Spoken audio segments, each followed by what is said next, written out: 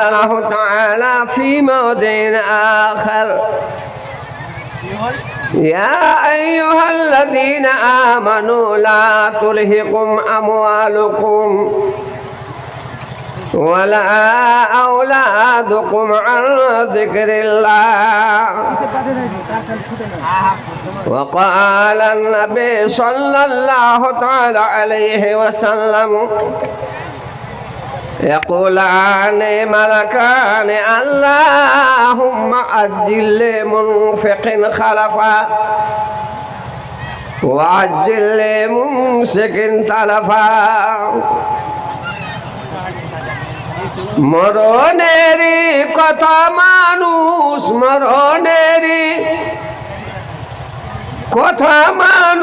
স্মরণ করো না, আজরাইল আসিবে যখন কয়ফত মানবে না।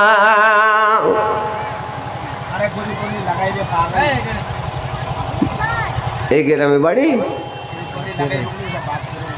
কাটে আমার খেতে আসে কোন থেকে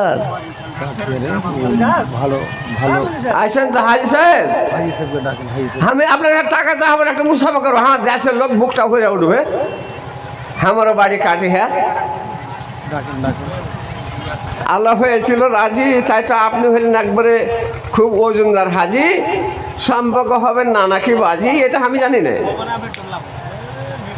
হাজি সাহেব এখানে আইসেন না একটু মুসাফা করবো, আল মুসাফা হাতালিল মোহাব্বতে, মুসাফা করা প্রেমের জন্য, মুসাফা করলে মোহাব্বত বাড়ে, চিনার হবে দেখি কোন গ্রামের হাজি সাহেব আইসেন, এখানে আইসেন জানা না, একটু মুসাফা করবো, একটু কথাটা রাখেন, টাকা চাহাবো না আপনার কাছে, আমি একটা বড় খুশি হইল যে আমার কাটি হেরে দিকে হাজি সাহেব, তা আমার একটা জানকারি হবে জয়নগরের কি কোথাকার, এটা আমার জানকারি হবে কি ঝাড় কাহার কি মোহনা চাঁদপুরে বা কোথাকার, আমার দেশের পরিচিত লোক, দেশে মানুষে বলে থাকে যে দেশের লোক যদি কোথা থাকে দূরকার মানুষ দূরে যে বাড়ি করে দেশের লোকের সাথে দেখা হয়, ঠিক আছে কত অন্তরে গল্প করে। যেমন মুসা নবী আল্লাহর সাথে দেখা করতে গেলেন, আল্লাহর সঙ্গে দেখা করতে গিয়া মুসা নবীকে আল্লাহ পাক বলছেন ওমা তিলকা বিয়ামিনিকা ইয়া মুসা, মুসা তোর হাতে ওখানটা কি? কালা হে আসায়া, কোরআনের কথা। মুসা বললেন যে এটা আমার লাঠি, লাঠি বললে তো কথা শেষ হয়ে গেল, আর তো কোনো নাই।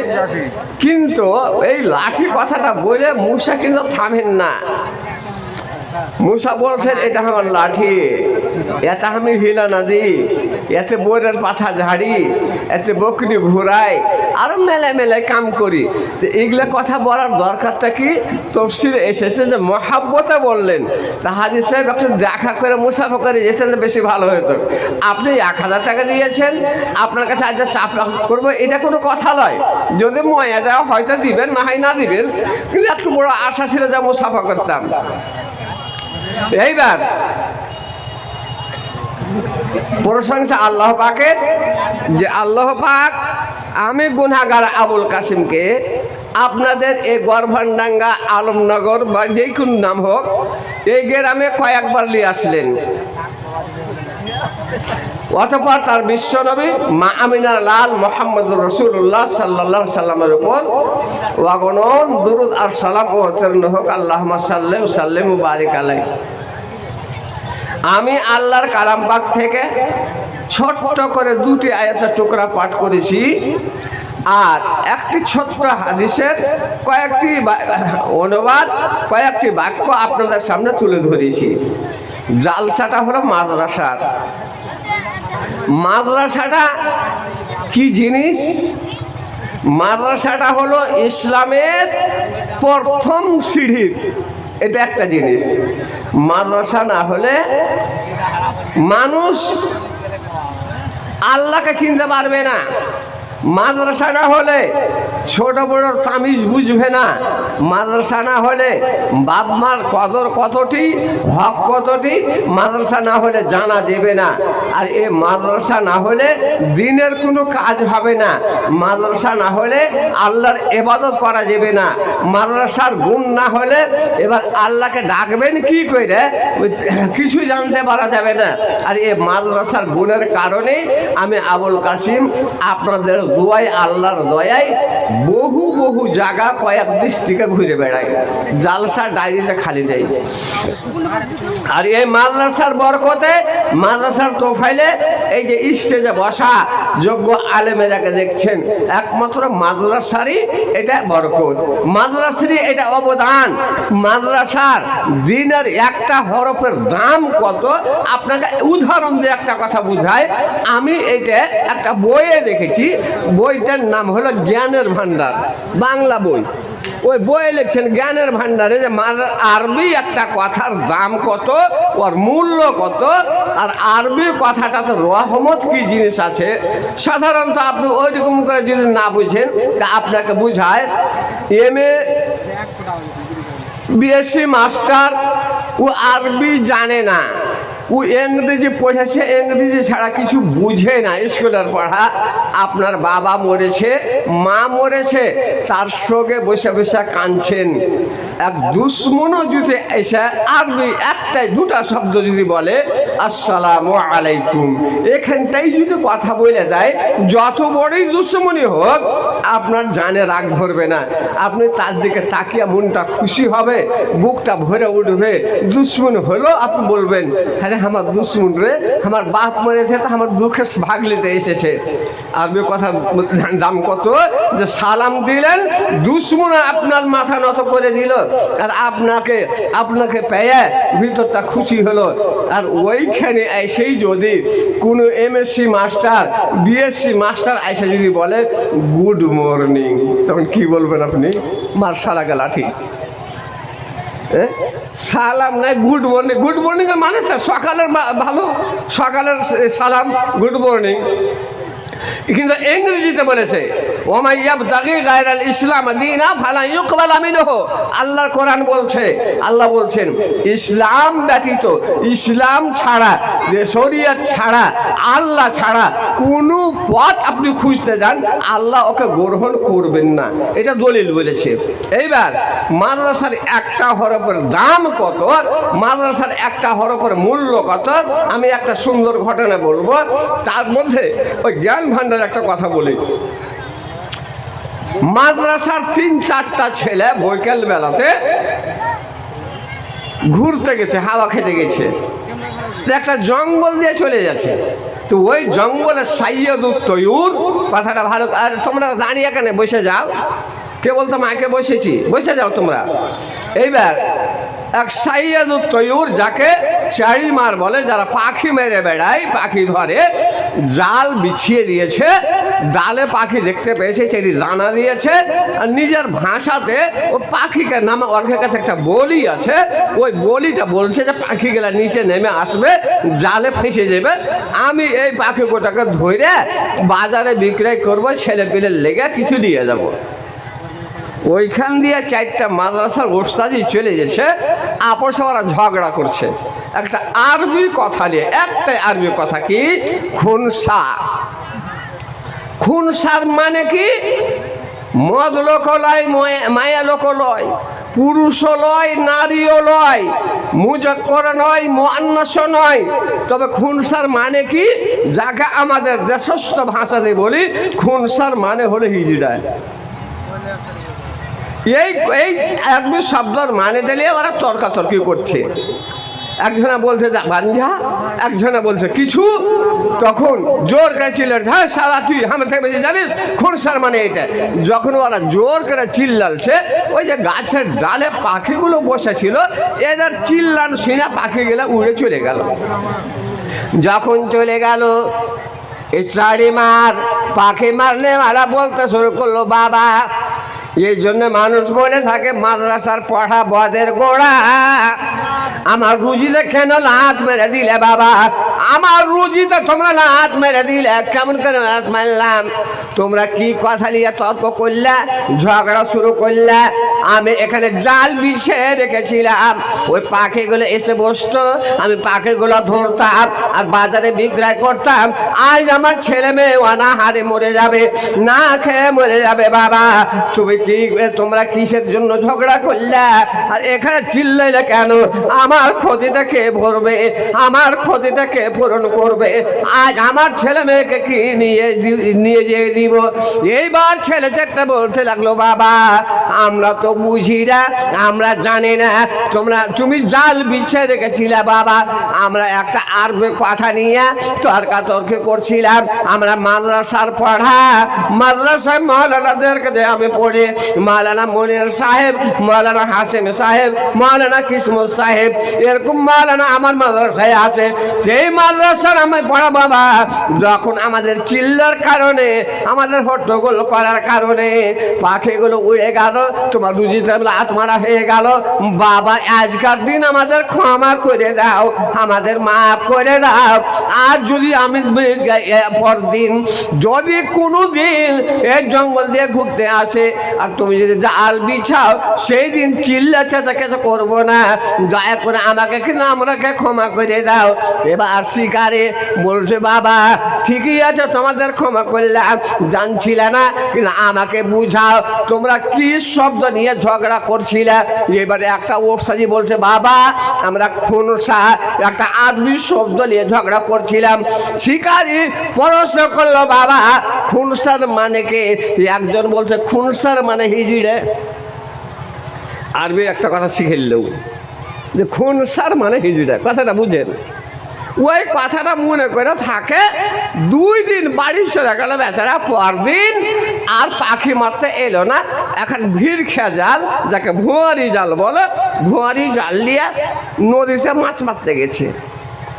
দেখেন আলেম যদি বদ হয় তোমার ইজ্জত করেন, কারণ ও বদ আছে, আল্লাহ ওকে বুঝে নেবেন। আপনি আলেমের সম্মান করেন, আল্লাহ আপনার সম্মান করবে। আলেম যতই খারাপ হোক মৌলবি, ওর ইজ্জতটা আপনি করেন, আল্লাহ আপনার ইজ্জত করবে। ওস্তাদের কথা শুনে সম্মানে ছেড়ে পরদিন ভিড় খাজাল্লে মাছ মারতে গেছে। আল্লাহ বলছেন, তুমি ওস্তাদের ইজ্জত করেছ, আলেমের ইজ্জত করেছ। আল্লাহ বলছেন, আজ তোর ইজ্জত আমি করে দিই। আপনাকে একটা কথা বলি, এটা আমার তজরুবা করার কথা।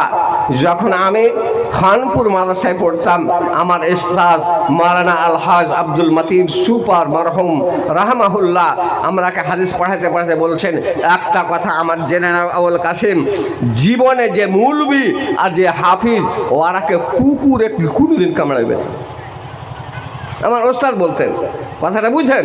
মৌলবি যতই বদ হোক, হাফিজ যতই বদ হোক, কুকুর ওকে কামড়াইবে না। কারণ কুকুর জানে যে এর মধ্যে কোরআন আর হাদিস আছে, তাকে কামড় দেওয়া হলে কোরআন আর হাদিসকে কামড় দেওয়া হবে।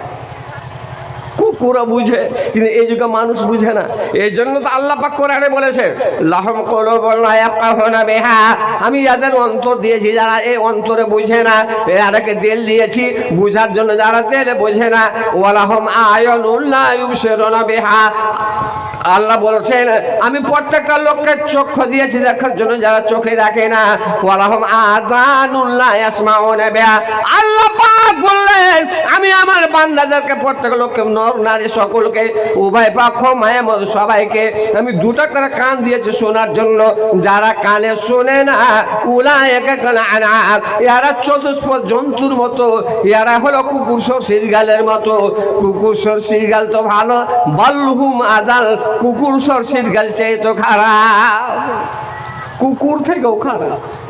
যারা দিল থেকে বুঝে না, কান থেকে শুনে না, চোখ থেকে দেখে না, ওরা কুকুর থেকেও খারাপ। আমি পরে একটা উদাহরণ দিব।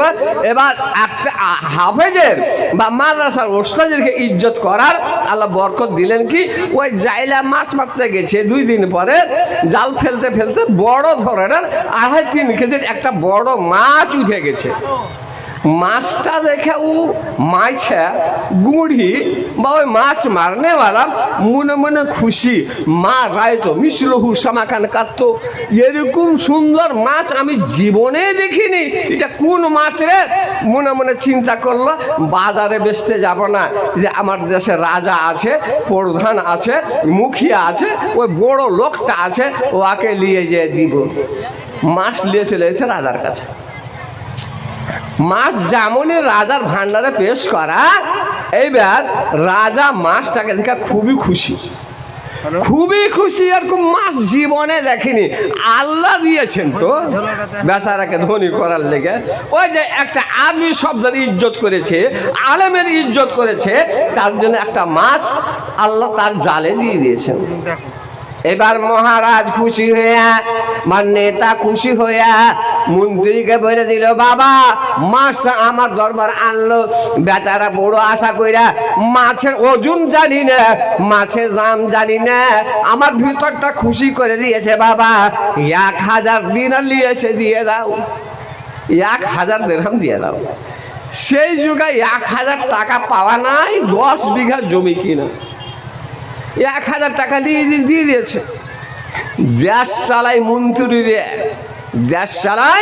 মন্ত্রী রে রাজা দেশ চালায় না উজিরে দেশ চালায় আর আপনাকে আমি সেটা রাজনীতিকের কথা বলবো না ভাইরা নানারা দাদুরা আমার দেশের প্রধানমন্ত্রী এত দূর চালাক যে ও নিজের জাতকে এক করতে লেগেছে এক করার এই কোশিশে এই চেষ্টাতে মানে 95% নিজের জাতকে এক করে দিয়েছে কিন্তু আমরা মুসলমানেরা জীবনে জাত এক হওয়া তো দূরের কথা আপনি জিজ্ঞাসা করেন আবুল কাসিমকে আব্দুল্লাহকে জিজ্ঞাসা করেন শতকরা 95% লোকই বলবে আমার ভাই আমার দুশ্মন বলবে আমার ভাই আমার দুশ্মন ওই এক হওয়া তো দূরের কথা আমরা এক হতে জানলাম না মুসলমান হলো সিমেন্টের জয়েন্ট এইবার 1000 টাকা নিয়েছে এক মন্ত্রী দিয়ে দিয়েছে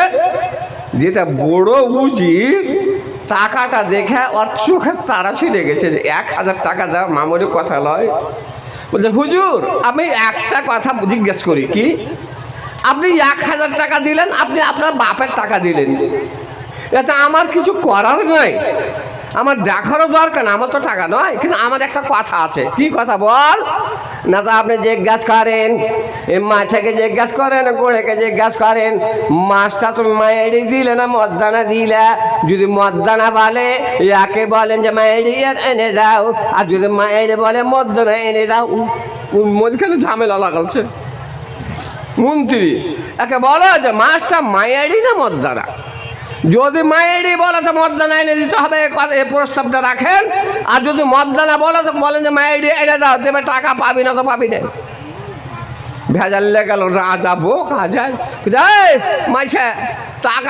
টাকা নিলেও হবে না মাছটা মায়েরই না মদ্দানা বল মাছের মায়েরই মদ্দানা চেনা যায় জীবনে চেনা যাবে না তবে আষাঢ় শ্রাবণ মাসে যেগুলা মায়েরই মাছ হবে ওর পেটে ডিম হয়ে যায় পেটটা বড় হয় তখন বুঝতে পারা যায় এটা মায়েরই তাছাড়া চিনতে পারা যাবে না মাছের মায়েরই মদ্দানা একে বললো যে মায়েরই না মদ্দানা মাথায় আগুন লেগে গেছে এই যে টাকা আমার নিয়ে নিবে মাছ হয়ে যাবে টাকাও নিয়ে নিবে চট করে ওই ওস্তাদের কথা মনে পড়ে গেছে ওই যে একটা আরবি শব্দ শিখেছিল ওই মাদ্রাসার গুণ এত মাদ্রাসার পড়ার মূল্য এত মাদ্রাসার পড়ার দাম কত ওই যে একটাই কথা খুনসা শিখেছিল চট করে মনে পড়ে গেছে হুজুর একটা কথা বলবো কি এ মাছটা হলো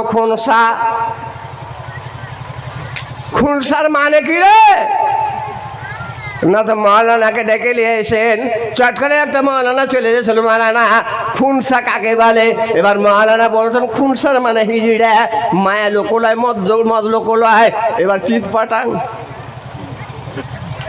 উজিরের কাছে যাব নাই রাজার কাছে যাব না টাকা নিয়ে চলে যাচ্ছে বুঝা গেল মাদ্রাসার বরকত আছে কতটা বরকত আছে মাওলানা সৈয়দ আবুল আলা মওদুদী রহমতুল্লাহ আলাইহি উনি বলছেন, যতক্ষণ মাদ্রাসা চলতে থাকে, মনে করেন সকাল 7টা থেকে নিয়ে 10টা পর্যন্ত, ওই 7টা থেকে নিয়ে 10টা পর্যন্ত মাদ্রাসা চলবে। আপনার ছেলে, আমার ছেলে, আপনার বেটা, আমার বেটা, আমার বেটে মাদ্রাসায় পড়বে, কোরআন পড়বে, সিপারা পড়বে, দিনের কেতাব পড়বে, বগদাদি কেটে পড়ুক না কেন, বিসমিল্লাহির রহমানির রহিম বলে আলিফ বা তা সা এ কথাগুলা পড়তে লাগবে। যতক্ষণ আপনার বেটা মাদ্রাসা পড়বে ততক্ষণ পর্যন্ত আপনার বাড়িতে আল্লাহর রহমত হবে। শুধু তাই নয়, যতক্ষণ মাদ্রাসা চলবে ওই গ্রামটাতে শান্তি হবে, বরকত হবে। ভাইরা বাপুরা আমার, আল্লাহ পাক বলেছেন, ইন্নাল্লাযীনা ক্বালু রাব্বুনাল্লাহু সুম্মা ইসতাকামু তাতানাজ্জালু আলাইহিমুল মালায়েকা। আমি এটা আয়াত খুতবাতে পাঠ করেছি। আল্লাহ পাক বলছে, যেসব লোকেরা বলে আমাদের পূর্ব আল্লাহ, আমাদের সৃষ্টিকর্তা আল্লাহ, আমাদের তৈরি করেন আল্লাহ, আমাদের রুজির মালিক হলেন তিনি, আমাদের বেমারির মালিক হলেন তিনি, শেফার মালিক হলেন তিনি, ধানের মালিক তিনি, আল্লাহর হাতে সব কিছু আছে। যারা আল্লাহর প্রতি ভরসা রাখে, আল্লাহর প্রতি যারা তাওয়াক্কুল করে, যারা দ্বীনের কর্ম করে, যারা ধর্মের কর্ম করে, শরীয়তের কর্ম কাজ করে, আল্লাহর কোরআনের যারা ইজ্জত করে, আলেম ওলামা যারা সম্মান করে, আর নবীর প্রতি যারা মুহাব্বত রাখে, আল্লাহর প্রতি যারা ঈমান রাখে, ফেরেশতার প্রতি যাদের ঈমান আছে, আল্লাহ পাক বলছেন তাতানাজ্জালু আলাইহিমুল মালায়েকা, তাদের প্রতি আল্লাহর রহমতের ফেরেশতা অবতীর্ণ হয়, আল্লাহর ফেরেশতা নাজিল হয়, এবং ফেরেশতারা এসে ওই বান্দাদেরকে আমার আলমনগর গর্ভনডাঙ্গার লোককে বা আপনার হারুয়াডাঙ্গার অঞ্চলের যত গ্রামের মুসলমানেরা আছে তাদের জন্য রহমতের ফেরেশতারা সংবাদের খবর দেয়। তারা জোর করে চিৎকার করে বলে, আল্লাহর তরফ থেকে খবরটা নিয়ে এসে বলে, আল্লাহ তাখাফু ওয়ালা তাহজানু, তোমাদের কোনো ভয় নাই ও গর্ভনডাঙ্গার লোকেরা, ওরে আমার ভাই হারুয়াডাঙ্গার লোকেরা, আমার বোরবান্নার লোকেরা বা ইত্যাদি গ্রামের লোকেরা, তোমাদের কোনো ভয় নাই, তোমাদের কোনো চিন্তা নাই, তোমরা কোনো ভয় করিও না, তোমরা কোনো চিন্তা করিও না। এবং তাদেরকে আবশিরু বিল জান্নাতিল্লাতী কুনতুম তুআদুন, আল্লাহ পাকের আদেশে তাদেরকে জান্নাতের সুসংবাদ দেওয়া যায়, জান্নাতের খুশির খবর দেওয়া যায়। তোমরা দ্বীনের কর্ম করবে, শরীয়তের কর্ম করবে, মাদ্রাসার জীবন দিবা।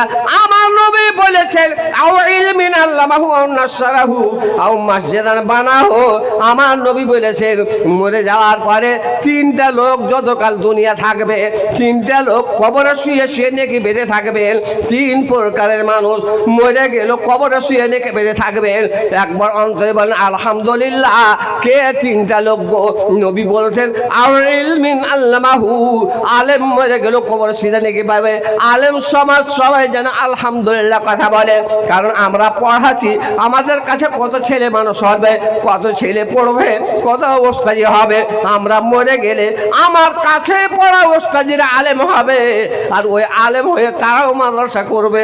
তাদের কত তাদের হাতে কত মুলবি হবে বলে আলেম মরে গেলে কবরে শুয়ে শুয়ে নেকি বেঁধে থাকবে।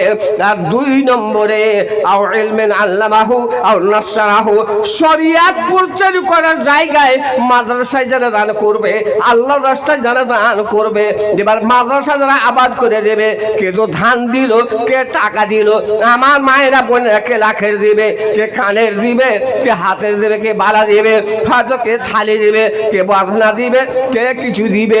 যার কাছে যা জুটবে সেগুলো দিয়ে যারা মাদ্রাসা আবাদ করে দিয়ে বলল, ওসব দানিরা যতকাল মাদ্রাসা চলতে থাকবে, মরে গেল কবরে শুয়ে শুয়ে নেকি বেঁধে থাকবেন। একবার বলেন আলহামদুলিল্লাহ।